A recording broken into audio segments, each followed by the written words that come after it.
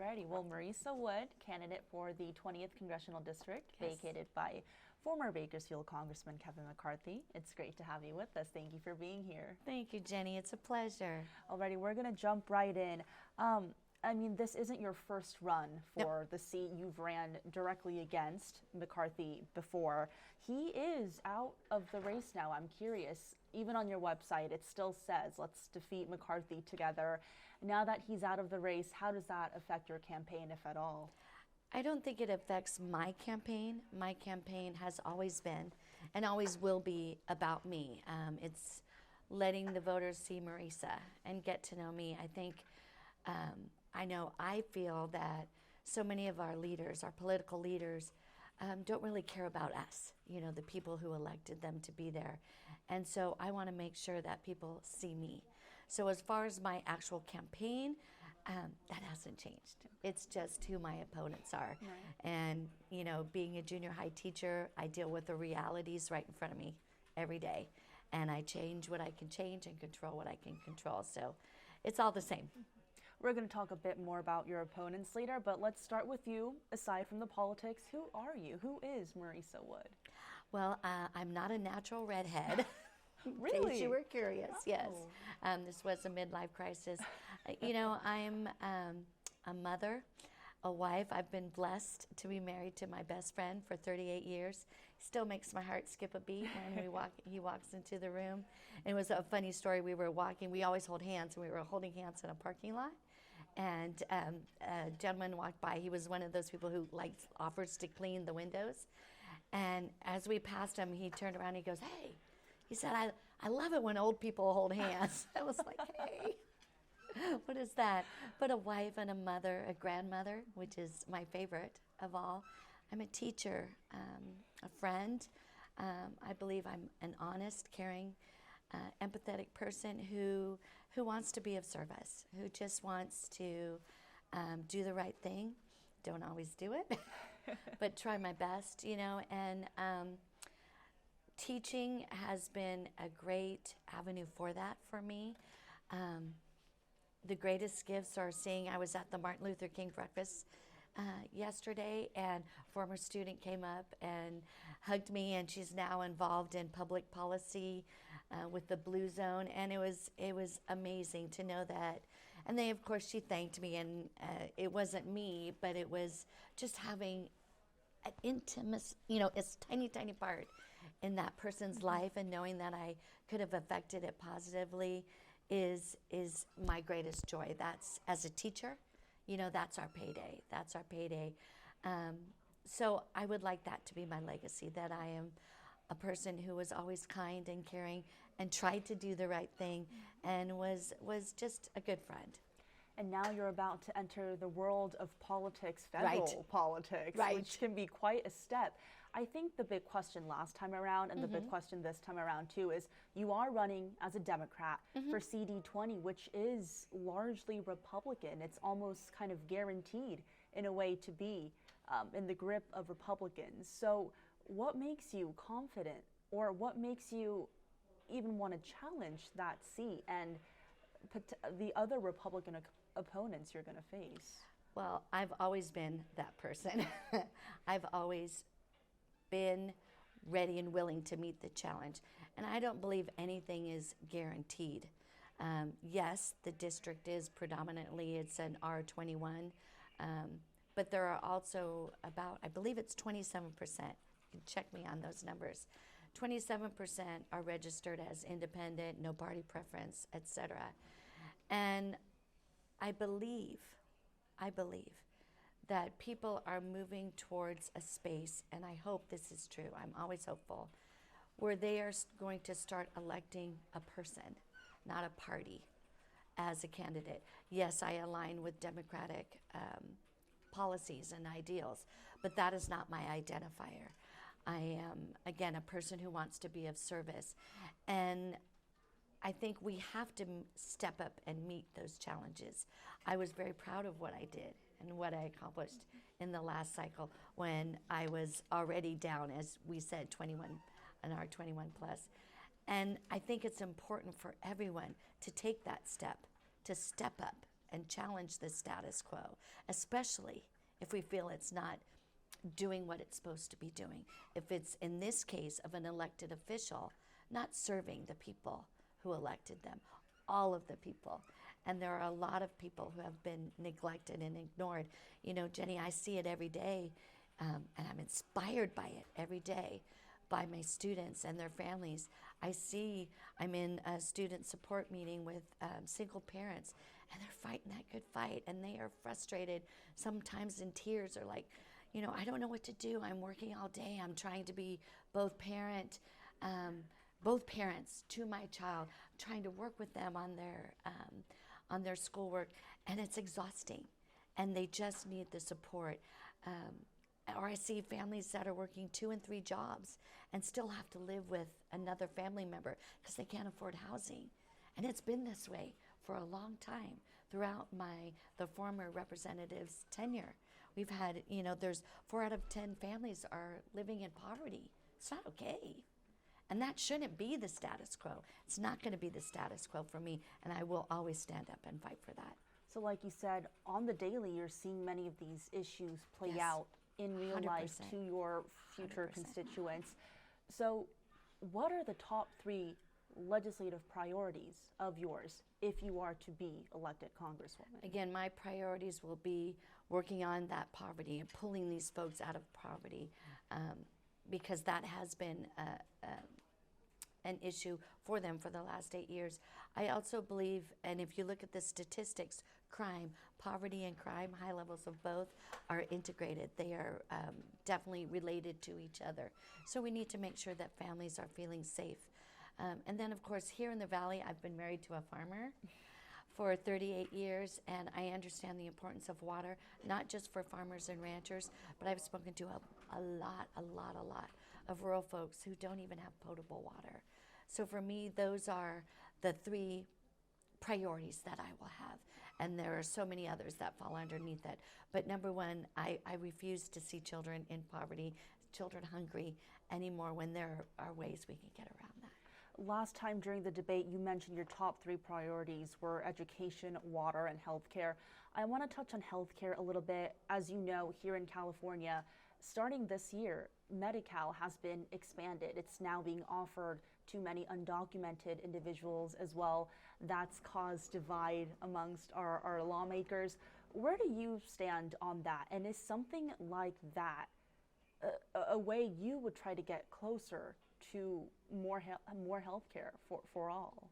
Absolutely, and healthcare, I think, also goes along with that, the poverty as well. And as we are one of the wealthiest, strongest countries in the world, and it is beyond me why we don't want to take care of everyone, all of the people here. So many of the undocumented workers, or immigrants, I should say, are workers here. They just haven't made that process through to becoming citizens.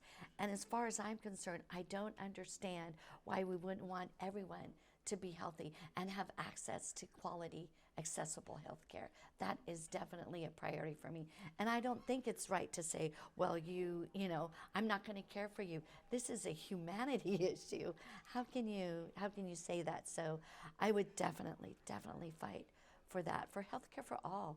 It doesn't make sense to me why we would not want to promote that. So universal health care, but just to be very clear, a policy like that, right? Yes. A measure like that. Yes. That is a way in which you would advocate for us getting closer to universal health care? I believe so, yes, absolutely. Again, like I said, you know, you look at my son-in-law is from Scotland, and they have universal health care. You look at Sweden or Norway, where they also have those, and people are getting extraordinary care. And yes, they might be paying more taxes, and I'm not saying that's a way for us to do it, but there are ways to do it if we all put together our great minds and come with a solution, as long as we all agree that this is a solution we have to reach. I don't believe anything is not attainable if we don't all collectively work together and communicate and work toward that common goal. Because if it's a priority, it should be a priority, and everyone's health should be a priority. I believe that. And you also mentioned crime. Typically, crime is viewed as an issue that's better handled by the Republican Party. I know you mentioned crime, you tie that to the high poverty rate we've been seeing for years now. A lot of lawmakers, including some of your own Democratic colleagues, argue that crime needs to be handled with harsher repercussions, harsher legal consequences for people, especially petty theft, retail theft. Do you agree with that? Here, I do agree that crimes need to be punished and there needs to be equitable and appropriate punishment. But I think what happens there is when you only focus on the punishment, what's happening is you're not answering to or solving the real what is causing this crime. And there are a number of reasons why we have these high crime rates. And if we're not looking at why the crime is happening, if we're not addressing those situations, then it's going to keep on happening. Do you understand? I know I was just reading that they have made great strides and they've lowered, I believe it was the homicide rates. And it's because D.A. Zimmer, who is a hero of mine, because she has gone after and sought justice for the board members that were spending our money. So she's a hero to me. But they realized that they needed to have intervention programs. They were working together as a community to root out the source of the crime. You know what I'm saying? You know, to just put a Band-Aid on it doesn't solve the reason that we got in that place. So I believe that when we look about solving crime, absolutely in my classroom, I have consequences all day, you know, and my kiddos know that. But I also have to look at the behavior. The behavior is a message. And what is that message telling me? And I need to change the behavior in order to lessen those situations where in my classroom where I have outrageous behavior, or certainly not criminal behavior. But it's the same thing. You have to look at the root. What is causing the crime in order to totally solve it in a sustainable, lasting way? And that's what they did with those lower rates in homicide, by looking at working with intervention programs, working with the community. But that does take a little more time and attention to detail, obviously. So I'm curious, in the meantime, stepping up consequences, is that something you are on board with? Well, yes, I would. To answer that, I do. But it cannot be the only thing, because if you're going to commit a crime, you're going to commit a crime because why are you committing that crime? Again, and that relates to the high level of poverty. People that feel like they have no choices, they have nowhere to go, resort to disastrous choices. And so again, I think it cannot be just black and white. It can't just be one way. We have got to look at a total package. That's what I do. Like I said, every day, I can't just look at an isolated incidence of behavior. I have to look at why is that behavior happening. You have to look at where is the behavior happening. We do that as a campus. You know, where is it during passing periods? Okay, if it's when the kiddos are all out together. So we have put more people outside during passing periods.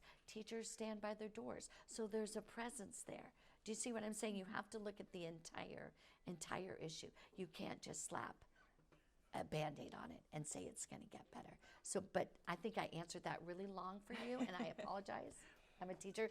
But yes, I do agree there should be harsher punishments, but it can't be acted solely. We have to look deeper. I understand. And crime is often tied into the larger issue of public safety. Correct. Now, especially nowadays, when you talk about public safety, you have to talk about homelessness and the illegal encampments. I know, and you state this very clearly on your website, when it comes to homelessness, you often blame unaffordable housing. Let's talk about homelessness in general. In your own words, tell us, how important is homelessness to you, and how do you propose we go about solving the issue at a national level, but also here locally in Kern County, where it's pretty severe? It is. It's extraordinary. I think it all goes back to, again, how I work at solving problems. I have to look at the source. If you look at why so many people are homeless, yes, affordable housing is a factor. You also have mental health issues. You also have drug addiction. I'm not sure if you're aware, but 1/3 of, this is across the nation, of homeless are youth who have not graduated, but have moved through the foster care system and don't have a high school degree, and they're just released out and they have nowhere to go. So we have to look at those issues and understand why we have such a high rate of homelessness. And then you can't just remove them. I believe we need to create incentives for business owners or people who will purchase land to get like tax incentives or tax breaks, so we can find places, communities of support for the homeless, whether it's for mental health issues, whether it's for drug addiction, so we can put them in a safe place where they can get help.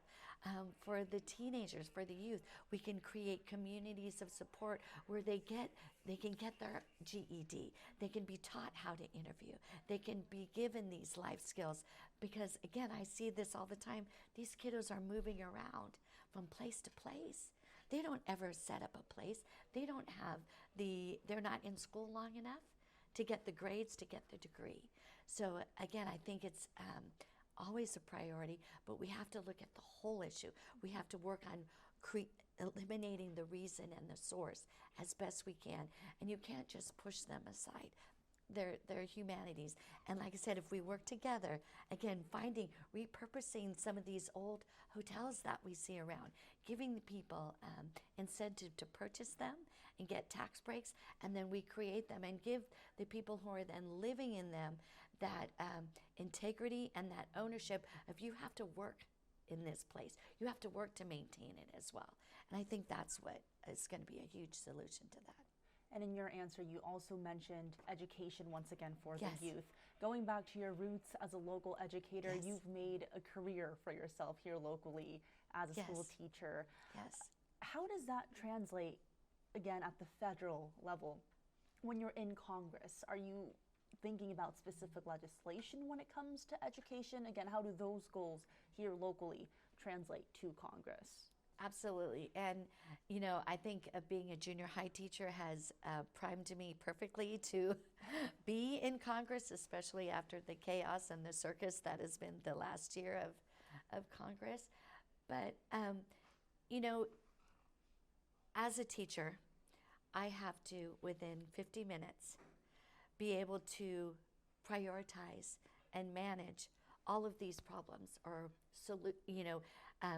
humans in my classroom. They all have different levels where they are in terms of their understanding of the content. I have to give them supports. I have to look at their behavior, their message. Where are they coming from? Where do I need them to be? And I have to do this all in 50 minutes. So I think one of the things that I'm best at, again, because of my experience in education, is that I can prioritize. And again, there's a myriad of things that I want to do when I get into Congress. And because I'm again a realist and I deal with reality, I understand as a freshman lawmaker, I'm not going to be able to go in and pass all this legislation. Republicans who have had the majority haven't passed any legislation. So you see where that goes. But what I can do and what I can promise is that every single day I will go into work and I will ask of myself and my staff, what are we going to do today to make a difference in the lives of the people that trusted us with this job?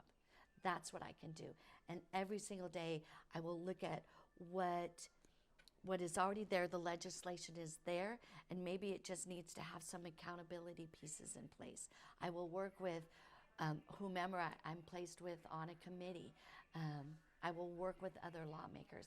But like I said, I can guarantee every single day I will go there with the intention of serving this district.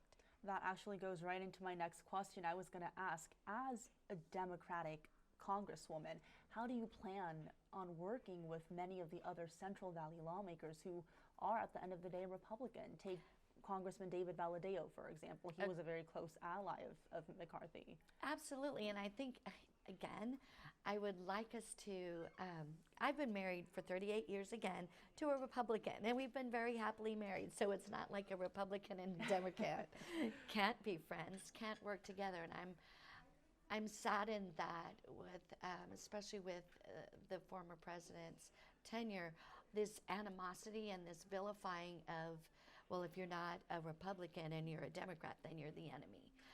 And that can't be. That can't be. I see people as people. And it's like as teachers, teachers always say, oh, Jenny, she was a horrible student. You're not going to want her in your class. And I never listen to any of that. I take the student as they are with me.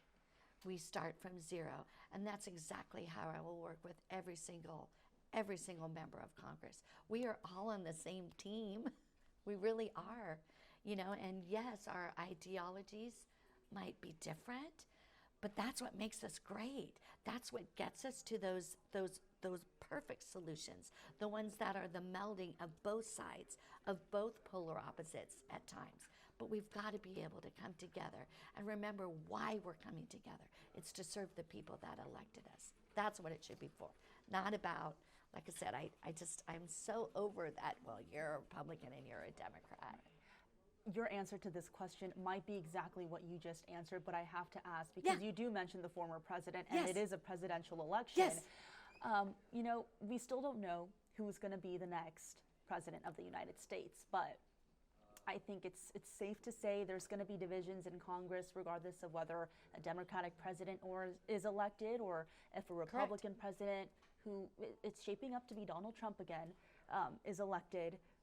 I think it's safe to say there might be division, perhaps chaos, disagreement in Congress. I agree. How do you plan on navigating that? Like you said, you'd be a freshman lawmaker, but aside from all of that, there may just be Congress-wide division due to the presidential election alone. Again, it goes back to me facing with the reality. I do a lot of work with my students on restorative circles. The kiddos will come in and tell me, oh, Miss Wood, so-and-so is going to fight, and I bring them in. And the key, I think, again, and where I will come from every single day is listening. We've got to listen to one another.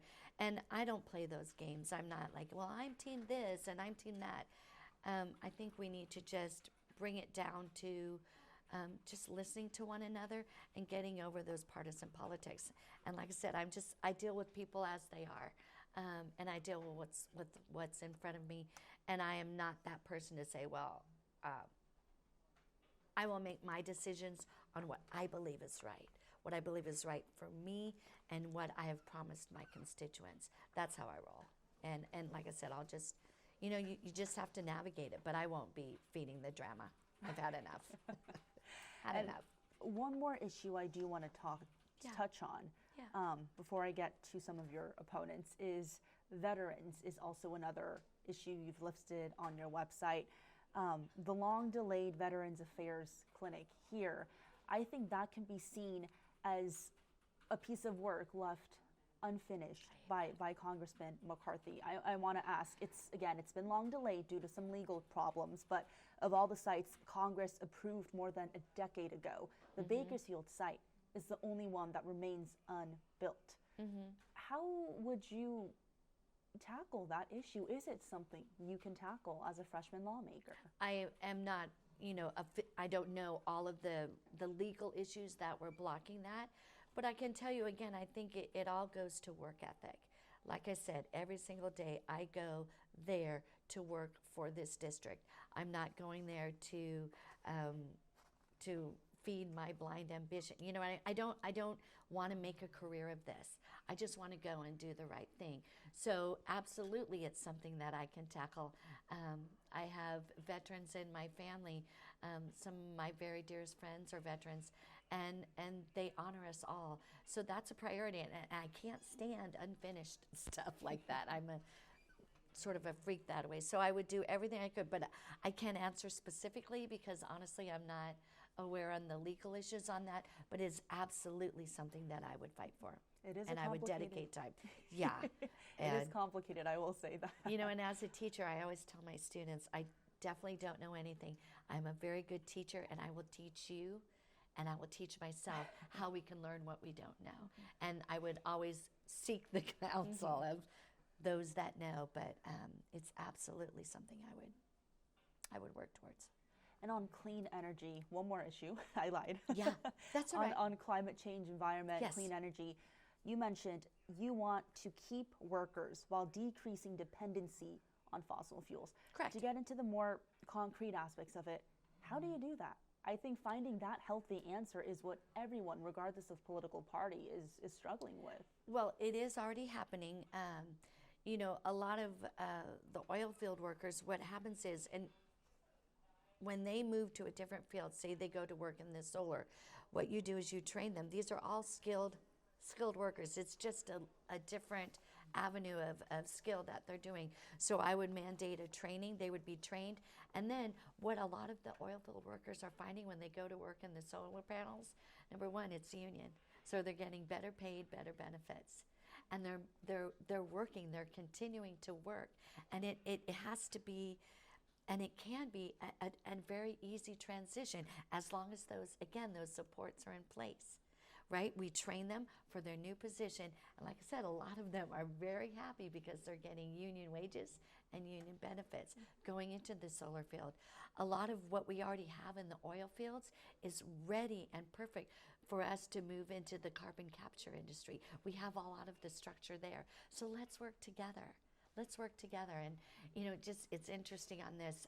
I do a career day every year at my school, and one of my dear friends is a petroleum engineer. And what was sad was he was telling me that he had given in his presentation. I had walked in and I heard it. He said, "I feel like I'm the enemy." And I don't want anyone to ever feel like that. We aren't enemies. We are all people working towards the same goal. And you can't tell me if we put all of those incredible brains together, we can't come up with a solution to gradually and economically and efficiently, right, move from our dependence on fossil fuels into solar and cleaner energy sources. We can absolutely do it, and no one needs to be put out of work. And to get into the more logistical aspects Yes. of the CD20 election, who do you consider your biggest opponent and why? The only other Democrat in the race is Gen Z candidate Andy Morales. First on him, do you feel like having another Democrat in the race, and he's fundraised quite a bit to my knowledge, can that split the vote and lessen the chances of a Democrat potentially advancing to the general election? You know, again, here's kind of how I roll. That's a lot of the party politics that I'm not about. I applaud every single person who has entered this race because it tells me they have the courage and the dedication to do it, number one, and they want to be of service. So I just look at it, again, not as an opponent, but just as someone that I am running against.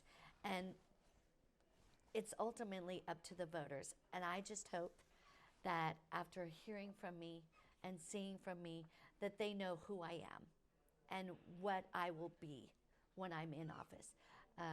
And then they will trust me with their vote. So, you know, I don't spend a lot of time thinking, I don't worry about that. I just, like I said, I'm running my race. I am who I am. And it's up to the voters. You know, I think they need to decide. They'll choose. They know. I am curious though, Marisa, who Yes. do you consider your biggest opponent? Who do I consider? I would probably say, I think it would probably be Vince Fong because of his experience. And I think he is not as extreme. I do know there are a couple of extremists running in the race. So I met him, I introduced myself to him this weekend, yesterday as well. And he had a wonderful smile, very kind man. And I appreciated that. You know, and I told him, you know, I'm looking forward to this. And I'm looking forward to both of us working for the district. That's how it should be, I believe. And like I said, I got a good a good judge of character, and I got a solid from him. So I would say probably him. Probably. With his ongoing lawsuit with the Secretary of State, though, regarding his congressional candidacy, Yeah. I did want to ask, do you, as a certified candidate in CD20, view Vince Fong, who now is also a certified candidate, as a legitimate opponent, as a legitimate candidate? Because there are some opponents of yours that argue he has been unfairly added to the race. You know, and again, like I said, right now I deal with what's in front of me. I change what I can change. I know Secretary Weber made her initial decision, and it has been challenged by Assemblyman Fong, and then now it's in appeals. So I'm just going to run my race, and I'm going to let them decide. And whatever it is, it is. I'm not going to waste my time spending on that. I'm focusing on the folks here and what I can do for them. Last thing about Vince Fong, while we are on that subject matter, Fong is viewed as McCarthy's protege and mentee. The two have a very tight personal and professional relationship. What was your biggest critique of Congressman McCarthy, and does that automatically translate to Vince Fong again, because he is viewed as his absolutely mentee? not. Absolutely not. They're two different people. I would never do that. I would never do that to anyone. I can tell you my biggest critique of McCarthy was that he was in it only for himself from the very beginning. He was all about self-service and serving only those who voted for him or who welcomed him. He would have the doors to his office chained, and he wouldn't let people in. That's my biggest complaint, is he was in it for himself. I called it a long time ago. That's exactly why. He didn't finish out his term. Like a petulant child, he didn't get his way. He didn't get his speakership. And now you let down the people in your district who voted for you? It's not okay. But it's typical. When you're only in it for yourself, that's what you do. But I would never, never put that. Vince is like I know him, I said that. Assemblyman Fong is his own person. And although his ideologies might align with Kevin, and I can say I've from what I've read of some of him, I think we're going to have some discussions. We differ. But again, I would never, bless you, I would never transfer that at all, ever. And to open up the floor completely to you, Marisa, you've reiterated multiple times during the interview, you're past the party division, the party politics. And that's part of why you think you have a chance, and you believe you have a chance as a Democrat in a primarily Republican district. I do.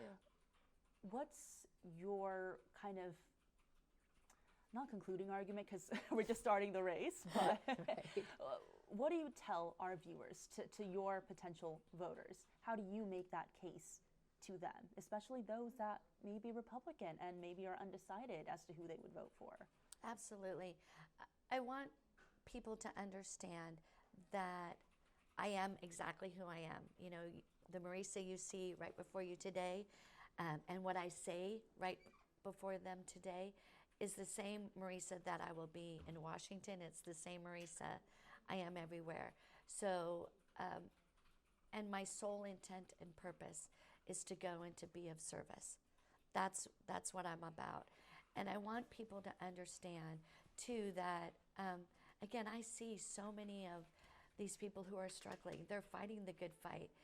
And I don't think a lot of our current political leaders, they've become so removed from that. And I don't know about y'all, but I'm angry and I'm tired of it. I'm tired of them playing partisan politics when I'm trying to put food on the table, or, get housing for my family, or get health care. I want someone who's going to be working and fighting for those issues. And I want folks to know, please, please know that they have the power. They have the option. Please don't sit this one out. Please don't sit this one out. Make your voice heard. Vote. In California, it's so easy. Our ballots are voted to us, are sent out to us. And again, if I'm honored with your vote, then I will represent each and every single one of them. And again, I'm open. That's what I think I want people to understand. And a lot of my friends are Republicans. Again, my husband had been married to a Republican. And I think we need to just get away from that. I know typically, as you say, a lot of people feel that crime is better handled by Republicans, and they sort of label these issues. And I want folks to know that I'm not about labeling. I'm not about doing that. I believe, number one, we have to communicate with one another. We have to meet halfway. And remember that it's the people that we're working for and that we're doing all this for. And again, I can promise you, every single day, that's what I'm going to do, is go to work for the folks here. And lastly from me, Marisa, you and I have talked about this a few times, but will you be running in the CD20 special election? Absolutely. Okay, it seems you haven't pulled papers yet when I checked this morning. Because that isn't supposed to start until the 19th. Oh, right, because it's signatures in lieu period. Correct. Gotcha. It's the signature in lieu. Right. I was going to actually go ahead and do it and try and gather some signatures ahead of time, but then it was too much crowded parking, and it was Friday, and Jenny, I You've just got went a lot out. on your plate, right? Anything else that I missed about your campaign, Marisa? No, I think we're good. Okay. All righty. We're Well, good. that's it from me. Yay. Thank you so much.